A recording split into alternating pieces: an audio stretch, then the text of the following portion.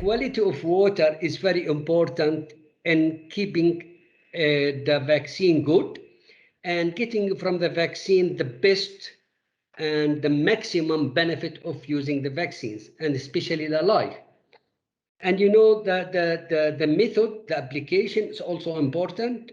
And imagine the water where we need to apply the vaccine there. It's in different area.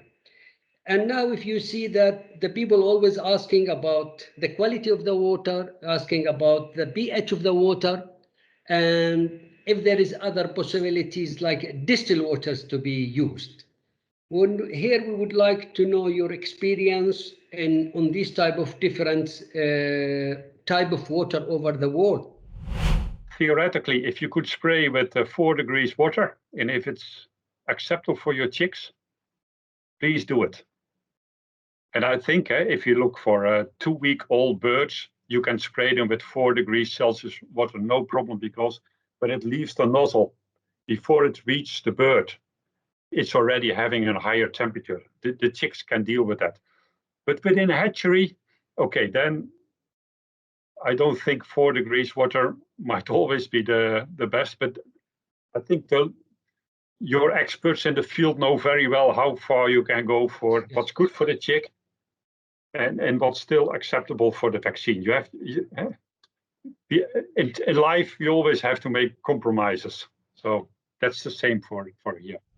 I think if you look in general, well, I would say one of the major factor for water is first the quality. Oh, sorry, is the temperature. And there's a general rule. Vaccines, and certainly IB vaccines, are more stable at a lower temperature. That does not say that every vaccine or every strain has the same susceptibility. And some strains can be more consistent than other ones in time at a certain temperature. But the general rule is, if you can lower the temperature, it can only help the vaccine. If you look at the pH, there have been a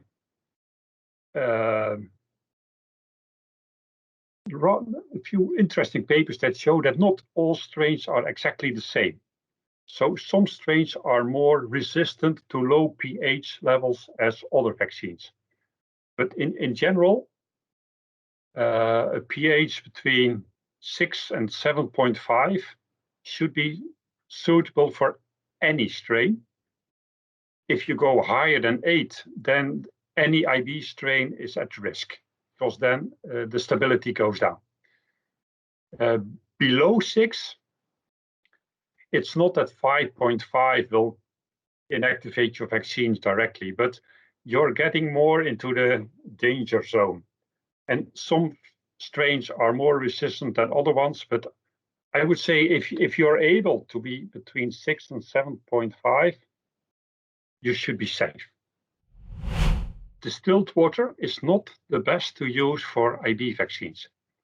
It's good because it's safe. It has no disinfectants, no sanitizers, no other things that can damage. But if you can add some proteins or some salts, it's making it better.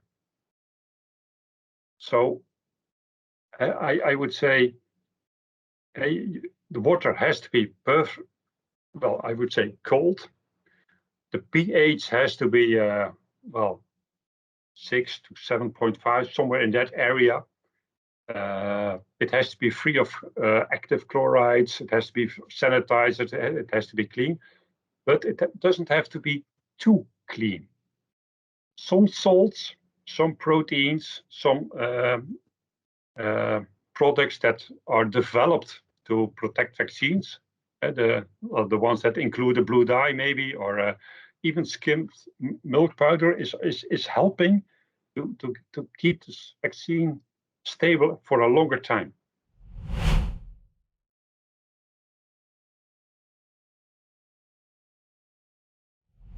We see in many places, like Indonesia, which have a lot of volcanoes, and the soil is quite different. You see, hard water is really a big concern, right? So some iron magnesium. So how problematic is this for vaccination?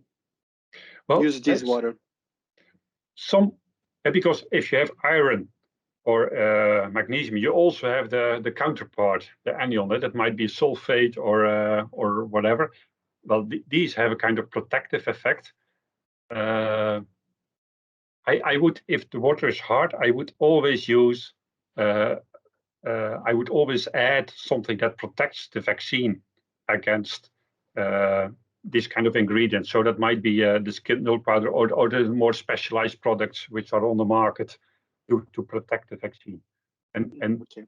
I would always say, please, if you buy the best vaccine in the world, and maybe even for the best price, but you waste it just by a lack of some additive to the water to protect the vaccine, that would be such a waste of money. So please do not underestimate the sensitivity of IB vaccines. They are an enveloped virus. They are not a real virus. Please add something to the water to protect it. It can never harm. It can only help your chicks.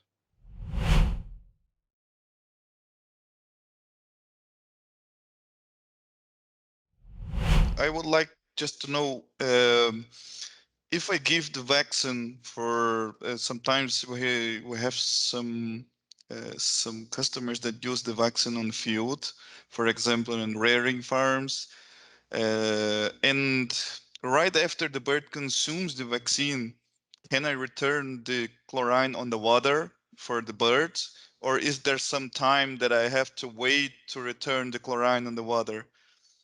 Because the most of the farms they retired the chlorine and give the vaccine, then after these wait some time, some hours or sometimes a day to return the chlorine.